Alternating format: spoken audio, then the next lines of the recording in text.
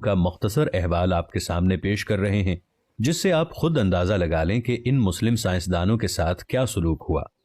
خدا نخواستہ اگر ملک پاکستان میں بھی کوئی سیاستدان، کوئی ایسا سائنسدان پیدا ہو جاتا ہے تو وہ بھی مینٹلی طور پر خود کو تیار رکھے۔ پہلے نمبر پر جو آتا ہے وہ ہے یعقوب الکندی۔ یعقوب الکندی فلسفے، طبیات، ریاضی، طب، موسیقی، کیمیا اور فلکیات کا ماہر تھا۔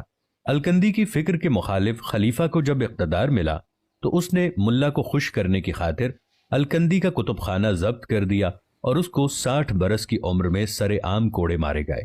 ہر کوڑے پر الکندی تکلیف سے چیخ مارتا اور تماش بین قہقہے لگاتے تھے۔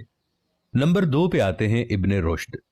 یورپ کی نشاط ثانیہ میں کلیدی کردار ادا کرنے والے اندلس کے مشہور عالم ابن رشد کو بے دین قرار دے کر اس کی کتابیں نظر آتش کر دی گئیں۔ ایک روایت کے مطابق اسے جامع مسجد کی ستون سے باندھ دیا گیا اور نمازیوں نے اس کے منہ پر تھوکا۔ اس عظیم عالم نے اپنی زندگی کے آخری ایام انتہائی ذلت اور گمنامی کی حالت میں بسر کیے۔ تیسرے نمبر پر آتے ہیں ابن سینا۔ جدید طب کے بانی ابن سینا کو بھی گمراہی کا مرتکب اور مرتد قرار دیا گیا۔ مختلف مسلم حکمران اس کے تعاقب میں رہے اور وہ جان بچا کر پھرتا رہا۔ اس نے اپنی وہ کتاب جو 600 سال تک مشرق اور مغرب کی یونیورسٹیوں میں پڑھائی گئی، یعنی القانون فی الطب، انہوں نے حالت روپوشی میں لکھی تھی۔ چوتھے نمبر پر آتے ہیں زکریا الرازی۔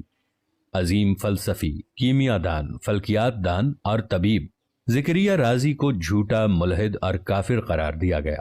حاکم وقت نے آرڈر پاس کیا کہ رازی کی کتاب اس وقت تک اس کے سر پر ماری جائے جب تک یا تو کتاب نہیں پھٹ جاتی یا رازی کا سر نہیں پھٹ جاتا۔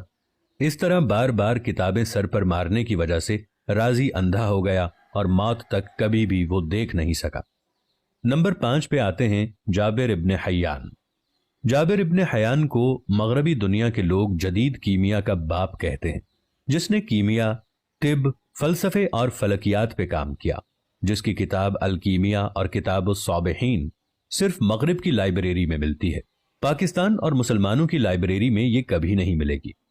جابر بن حیان سے حاکم وقت کا انتقامی سلوک اس حد تک تھا کہ حکومت وقت کو جابر کی بڑھتی ہوئی شہرت کھٹکنے لگی، چنانچہ جابر کا خراسان میں رہنا مشکل ہو گیا اور اس کی والدہ کو کوڑے مار مار کر شہید کر دیا گیا۔ جابر اپنی کتابیں اور لیبارٹری کا مختصر سامان سمیٹ کر عراق کے شہر بصرہ چلا گیا۔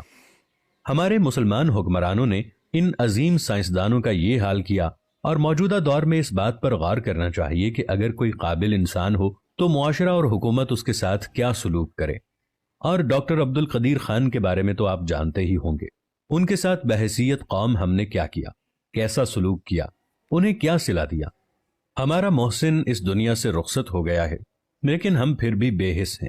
ہم اپنے محسنوں کا وہ حشر کرتے ہیں کہ اس کے بعد دوسرا اٹھنے والا سر اتنی ہمت نہیں کرتا کہ وہ اس قوم کے اوپر، اس ملک کے اوپر کوئی احسان کر سکے۔ آپ کی اس بارے میں کیا رائے ہے؟ نیچے کامنٹس میں ضرور